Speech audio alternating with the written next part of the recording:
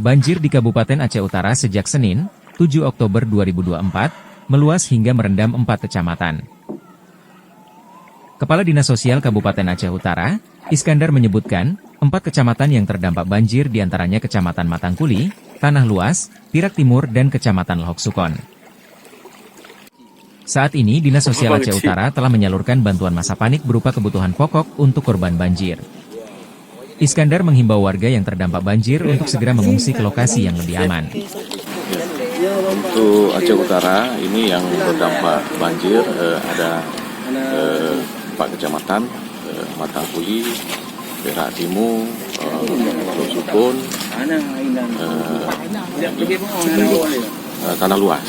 Ada 4 kecamatan yang berdampak banjir. Banjir ini ketinggiannya antara 50 sampai dengan 70 cm.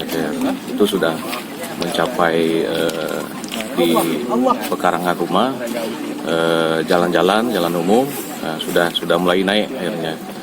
Ini hasil pantauan kami ini udah stabil setelah tadi pagi airnya naik sampai dengan saat ini airnya udah stabil. Sebelumnya dilaporkan 19 desa di Kecamatan Matangkuli terdampak banjir. 7 desa diantaranya terisolir karena tingginya genangan air. Selain merendam rumah warga, banjir juga melanda lahan pertanian. Sekitar 370 hektar sawah yang sedang dalam masa tanam ikut tergenang.